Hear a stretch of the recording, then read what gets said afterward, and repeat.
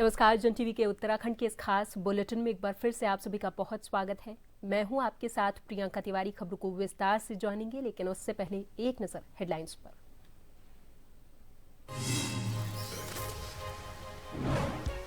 मुख्यमंत्री पुष्कर सिंह धामी का राजस्थान दौरा। पुष्कर में अखिल भारतीय उत्तराखंड धर्मशाला आश्रम के द्वितीय तल का किया लोकार्पण। 50 लाख रुपए की अतिरिक्त सहयोग राशि की भी घोषणा। देहरादून में दिव्यांग जनों को बड़ी राहत। 169 लाभार्थियों को दी इलेक्ट्रिक ट्राईसाइकिल। कैबिनेट मंत्री गणेश जोशी ने कार्यक्रम में की शिरकत।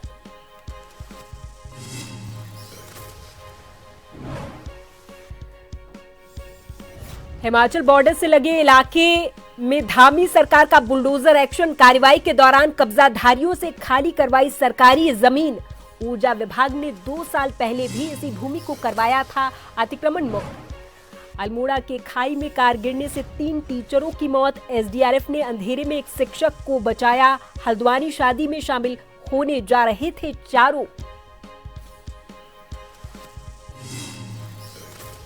और उत्तराखंड के पहाड़ी इलाकों में गिरा पाला। ठंडी हवाओं ने गिराया तापमान। 3 जिलों में कोहरा, बारिश के आसार नहीं।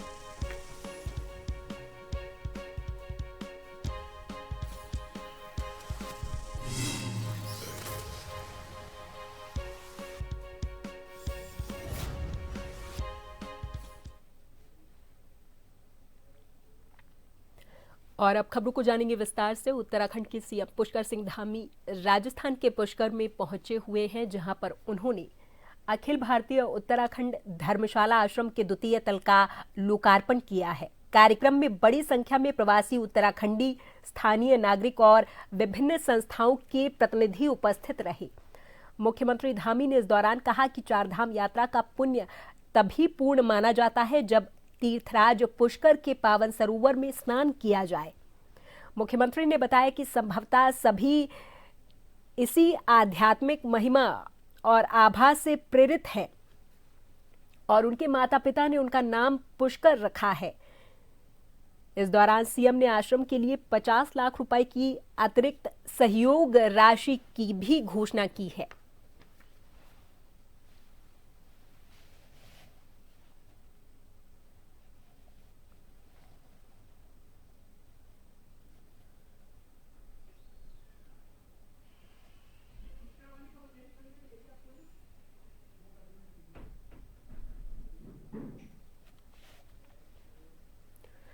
तो वहीं मुख्यमंत्री पुष्कर सिंह धामी ने पुष्कर में पहुंचकर विश्व प्रसिद्ध श्री ब्रह्मा जी मंदिर में विधि विधान से पूजा अर्चना भी की है। मुख्यमंत्री ने प्रजापिता ब्रह्मा जी से उत्तराखंड राज्य सहित समस्त प्रदेशवासियों के सुख समृद्धि, उत्तम स्वास्थ्य और मंगलमय जीवन की कामना की है। मुख्यमंत्री ने कहा कि तीर्थराज पुष्कर सदियों से सनातन संस्कृति, जप तप, योग और आध्यात्मिक ऊर्जा का प्रमुख केंद्र रहा है और यहाँ का वातावरण हर आगंतुक को दिव्यता से परिपूर्ण कर देता है।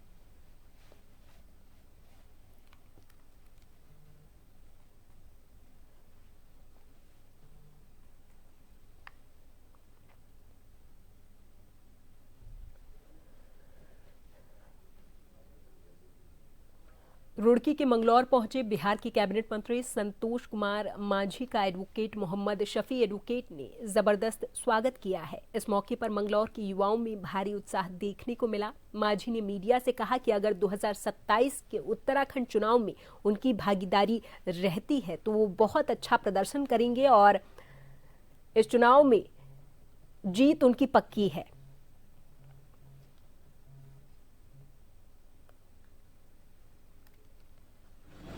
देखिए, देवभूमि तो सबके लिए प्रिय होता है, सनातन को मानने वाले के लिए। आज हमारा ये व्यक्तिगत टूर है, कोई राजनीतिक नहीं है। हम लोग यहाँ आए हैं, कॉलेज में हमारी बेटी का एडमिशन है, उसके सिलसिले में आए हैं। लेकिन आकर के आप लोग का प्यार मिला, आशीर्वाद मिला। मैं इस बात के बहुत खुश हूँ कि आप सब हम लोग को इतना प्यार देते हैं और इतनी संख्या में यहाँ पर आए हैं। कि आप सबके आपके माध्यम से जितना भी यहाँ हमारे कार्यकर्ता, हमारे सब भाई बंधु हैं, सबको मैं धन्यवाद देता हूँ कि उन्होंने मुझे इस गर्मजोशी के साथ स्वागत किया। निश्चित तौर पर हम लोग अगली बार आएंगे तो राजनीतिक टूर में आएंगे तो हम लोग सब मिलेंगे, बैठेंगे, साथ बात करेंगे और जो भी समस्या होगा हम लोग समाधान करेंगे। और यहाँ हमारी पार्टी का भी विस्तार होना है तो उसको विस्तार करेंगे। आज के दिन में मैं आप सबका स्वागत करता हूँ कि आप सब यहाँ पर आए। बहुत धन्यवाद। किसानों की, गरीब की, गुरबा की और जितनी भी दलितों की, पिछड़ों की, अगड़ों की और जितनी भी समस्याएं हैं, बिजली संबंधी, सड़क संबंधी, यातायात संबंधी और रोजगार संबंधित समस्याएं हैं, उनको उनके सामने रखा गया और उनसे कहा गया कि उत्तराखंड के लोगों के विकास और तरक्की के लिए माननीय अपने राष्ट्रीय संरक्षक और माननीय पिताजी जो भारत सरकार में कैबिनेट मंत्री हैं, उद्योग लगाने का काम किया जाए, उनसे रोजगार दिलाने का काम किया जाए और यहाँ से दलितों, पिछड़ों, अगड़ों और अल्पसंख्यकों की विकास के लिए कार्य किया जाए। कैबिनेट मंत्री गणेश जोशी ने अपने कैंप कार्यालय में चंद्रोटी, गढ़ी, गुजराड़ा और सरूना की बहुउद्देशीय साधन सहकारी समितियों के नव निर्वाचित सभापति, उप सभापति और सदस्यों का स्वागत किया है। इस दौरान उन्होंने सभी पदाधिकारियों को पुष्पमालाएं पहनाकर बधाई और शुभकामनाएं दी। मंत्री जोशी ने कहा कि सहकारिता व्यवस्था ग्रामीण अर्थव्यवस्था की रीढ़ है और समितियां किसान, युवाओं और स्थानीय नागरिकों को मजबूत बनाने में अहम भूमिका निभाती हैं।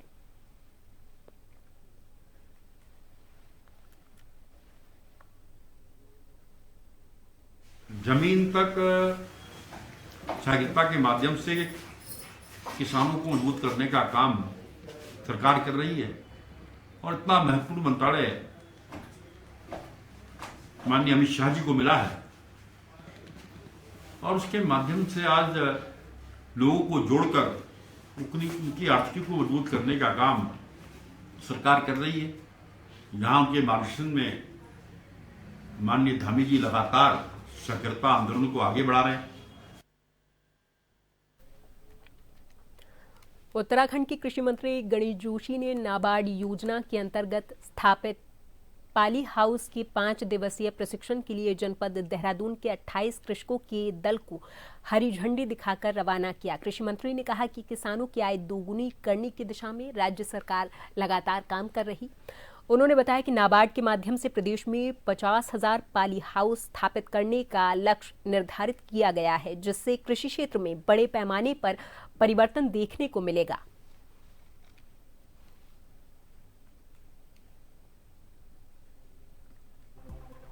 हमारी पुष्कर सिंह धामी सरकार की एक महत्वाकांक्षी योजना जिसका शुभारंभ प्रधानमंत्री मोदी जी ने किया था, 3 साल के अंदर 50,000 पॉली हाउसेज लगाने का हमारा लक्ष्य है, क्योंकि इसके माध्यम से हम अपनी आर्थिकी को मजबूत कर सकते हैं। जो सब्जी सीजन में 2 रुपए 4 रुपए किलो बिकती है, वो बेमौसम में पॉली हाउसेज में हम उसको उत्पाद करके 150-200 रुपये बिक जाती है और इसके माध्यम से हम किसानों की आय को जो दुगना करने का संकल्प मोदी जी का उसको पूरा कर सकते हैं। इसके लिए आज हमने 28 किसानों के एक दल को ट्रेनिंग के लिए पंतनगर भेजा है। देहरादून में क्षत्रिय कर्णी सेना के राष्ट्रीय सचिव शुभम सिंह ठाकुर ने प्रेस कॉन्फ्रेंस की है, जिसमें उन्होंने सरकार से अपनी लंबित मांगों पर 10 दिनों के भीतर ठोस कार्रवाई करने के आग्रह किए हैं। ठाकुर ने कहा कि संगठन लंबे समय से अवैध कब्जों, भूमि विवादों और अन्य जनहित से जुड़े मुद्दों को उठाता आ रहा। उन्होंने कहा कि बीते दिनों मुख्यमंत्री आवास की ओर शांतिपूर्ण कूच करने का प्रयास किया गया था, जिसे पुलिस प्रशासन ने सुरक्षा कारणों से रोक दिया था। उनके अनुसार उस समय अधिकारियों के द्वारा आश्वासन दिया गया था कि सभी मुद्दों पर निर्धारित समय सीमा में कार्रवाई हो जाएगी, लेकिन संगठन का ये मानना है कि अभी तक जमीनी स्तर पर जो अपेक्षा की गई थी उसमें कोई प्रगति दिखाई नहीं दे रही है। आप प्रगति के साथ खुद खिलवाड़ कर रहे हो और प्रगति का आप वास्ता दे रहे हो कि सरकार के ऊपर प्रगति भी निर्भर नहीं हो रही। आपने भी तो सरकार कॉलेज बनाते समय पेड़ काटे, कहाँ गए, कौन जवाब देगा, किससे परमिशन ली? आप खुद वन मंत्री थे उस टाइम। तो इन सब मुद्दों को लेके और जमीनी स्तर पर हमारी एक ही मांग है, अगर सरकार दोगला व्यवहार करेगी तो करनी सेना, क्षत्रिय करनी सेना जनता के साथ खड़ी है, गरीबों के साथ खड़ी है। अगर 10 दिन के अंदर ये इन पे कार्रवाई नहीं होती तो एक भी ठेली और कोई भी नदियों के बगल से झुकी क्षत्रिय करनी सेना नहीं टूटने देगी। उत्तराखंड में 2027 के विधानसभा चुनाव को लेकर भाजपा और कांग्रेस अपनी अपनी रणनीतियों में जुटे हुए हैं। उसी तरह अब उत्तराखंड क्रांति दल ने भी कमर कस ली है। पार्टी के नवनियुक्त प्रदेशाध्यक्ष सुरेंद्र कुकरेती ने प्रेस वार्ता में ये साफ किया कि यूकेडी एक मजबूत विजन के साथ मैदान में उतर रहा। कुकरेती ने बताया कि पार्टी के कार्यकर्ताओं, पूर्व सैनिक, युवा और महिलाएं पूरी ऊर्जा और जोश के साथ तैयार हैं और अब उनका ये काम है कि वो इन कार्यकर्ताओं के साथ कंधे से कंधा मिलाकर चलें।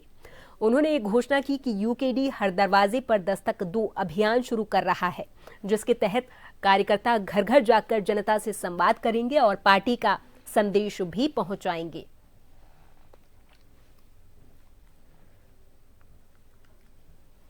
एक हमारे जो यूथ हैं, हमारी जो मातृशक्ति है, हमारे जो नौजवान हैं, हमारे जो भूतपूर्व सैनिक हैं जो काम कर रहे हैं, दोनों का समावेश हो गया। एक तरफ तो जनता का मोह भंग हो गया है इन राष्ट्रीय पार्टियों से, और दूसरा जो है हमारे नौजवान जो है पूरी तरह लग गए हैं। तो पूरा जो है पहाड़ के अंदर एक सैलाब सा आ रहा है उत्तराखंड क्रांति। डोईवाला के तमाम ग्रामीण क्षेत्रों में लंबे समय से हाथियों का आना लगातार बना हुआ। यहाँ हाथी किसानों की फसलों को तबाह तो कर रहे, तो वहीं आबादी क्षेत्र में हाथियों के आने से ग्रामीणों में भी डर का माहौल बना हुआ है। डोईवाला के मारखम, ग्रांट, दुधली, सिमलास, भानियावाला, जीवनवाला, फतेहपुर माजरी, शेरगढ़ आदि कई क्षेत्रों में हाथी जमकर उत्पात मचा रहे। आज मॉर्निंग वॉक पर आए एक व्यक्ति पर हाथी ने हमला किया है। लोगों ने घायल व्यक्ति को एम्बुलेंस की सहायता से अस्पताल भेज दिया है।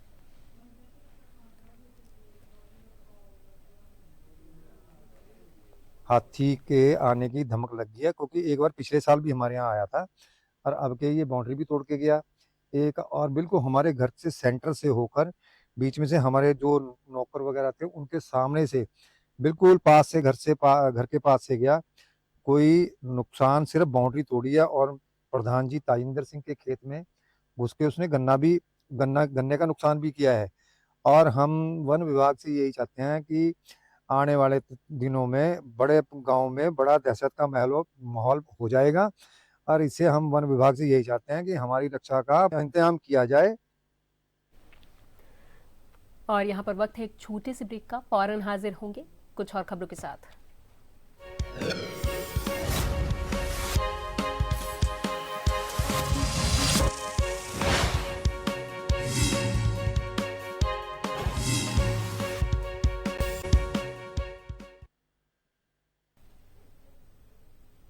शनिवार की देर रात अज्ञात चोरों ने एक घर के बाहर खड़े एक पिकअप वाहन को चोरी करते हुए पुलिस के सुरक्षा दावों के साथ ही पुलिस की रात्रि गश्त की भी पोल खोल कर रख दी।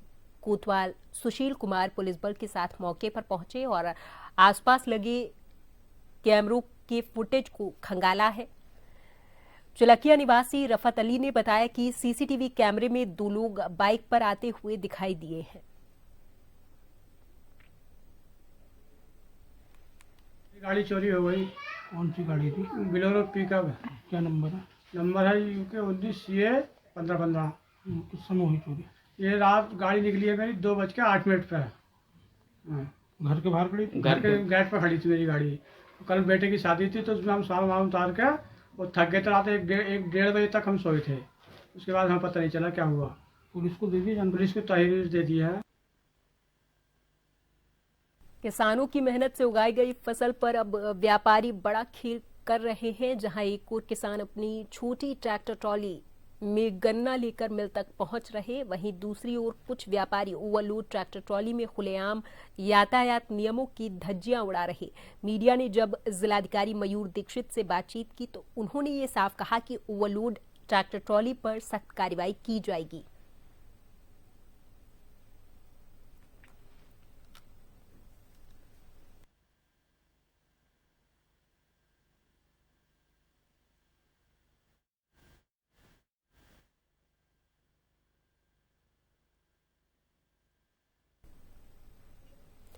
नरसिंह सेवा संघ उत्तराखंड के संरक्षक विजय चौहान ने प्रेस वार्ता की है। उन्होंने बताया कि नर्सिंग अधिकारियों की भर्ती के 690 पदों का जो विज्ञापन उत्तराखंड चिकित्सा सेवा संघ आयोग निकाल रहा है उसे तुरंत वापस लिया जाए।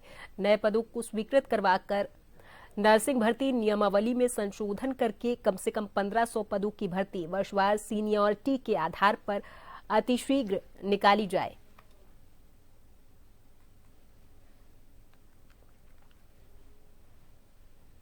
हम ये चाहते हैं कि जैसे हमारी पूर्व से अभी तक भर्तियां होती आई है, पहले तो इस प्रदेश का दुर्भाग्य ये रहा है कि यहाँ पर लगभग नर्सिंग अधिकारियों को प्राइवेट सेक्टरों में धक्के खाने पड़ रहे हैं। लगभग 10-10, 12-12 साल बाद हमारी भर्ती आती है। सबसे पहले शुरू से हमारी भर्ती अभी तक वर्षवार होती आई थी, मगर 2020 में सरकार ने इसकी नियमावली चेंज कर दी। तो जो प्रथम हमारा जो विज्ञापन इसमें जो हमारा जारी किया गया था, उसके बाद नियमावली चेंज करने के बाद लोगों ने उस समय विरोध करा हमारे साथ के, तो सरकार ने फिर 3000 पदों को वन टाइम सेटलमेंट के साथ ही वर्षवार के माध्यम से भरने का निर्णय लिया और इसकी पहली विज्ञप्ति जारी की थी 11 जनवरी 2023 को। हिमाचल बॉर्डर से लगे शक्तिनगर किनारे डाक पत्थर से कुल्हाल तक भारी फोर्स के साथ धामी सरकार के बुलडोजर गरजते हुए नजर आए। एसडीएम विनोद कुमार के साथ उत्तराखंड ऊर्जा विभाग के अधिकारियों की टीम भारी संख्या में सुरक्षा बल के साथ दिन भर कार्रवाई करती रही और सरकारी भूमि को कब्जेदारों से मुक्त करवाती रही। ऊर्जा विभाग ने 2 साल पहले भी प्रशासन की मदद से अपनी जमीन खाली करवाई थी और यहां बाद में सोलर प्रोजेक्ट लगाने के लिए इस जमीन के निवेशकों को दी थी।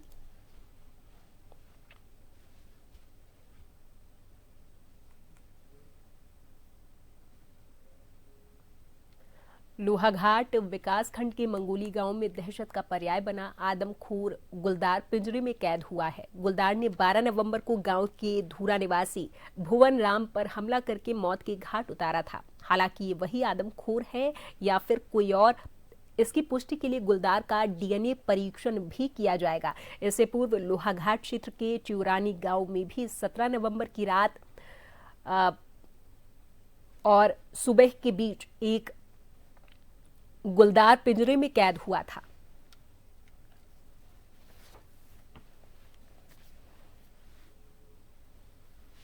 बारह तारीख को मंगोली में एक भूवन राम को जो इसने अपना निवाला बना दिया था, तब से हमने क्षेत्र में पिंजरे लगाए गए थे। निरंतर हम क्षेत्र में गश्त में थे। आज सुबह लगभग 5 बजे के आसपास इसको ये हमारे पिंजरे में कैद हो गए। सबसे पहले तो मैं वन विभाग की टीम को बहुत बहुत धन्यवाद देना चाहता हूँ।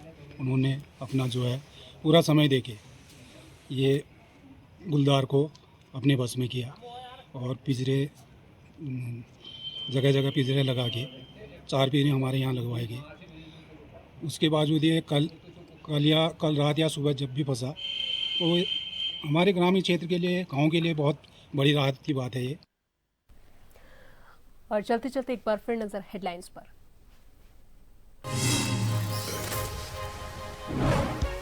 मुख्यमंत्री पुष्कर सिंह धामी का राजस्थान दौरा। पुष्कर में अखिल भारतीय उत्तराखंड धर्मशाला आश्रम के द्वितीय तल का किया लोकार्पण। 50 लाख रुपए की अतिरिक्त सहयोग राशि की भी घोषणा। देहरादून में दिव्यांगजनों को बड़ी सौगात। 169 लाभार्थियों को दी इलेक्ट्रिक ट्राईसाइकिल। कैबिनेट मंत्री गणेश जोशी ने कार्यक्रम में की शिरकत।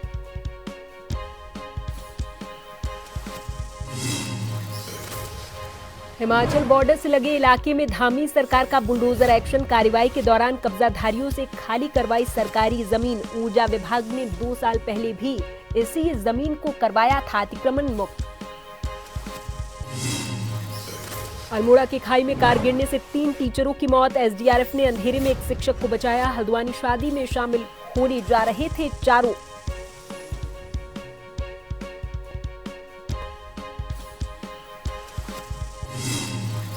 और उत्तराखंड के पहाड़ी इलाकों में गिरा पाला। ठंडी हवाओं ने गिराया तापमान। 3 जिलों में कोहरा, बारिश के आसार नहीं।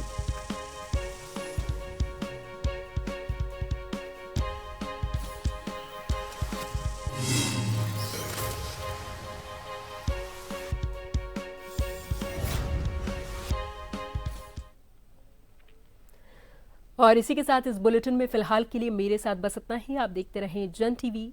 नमस्कार।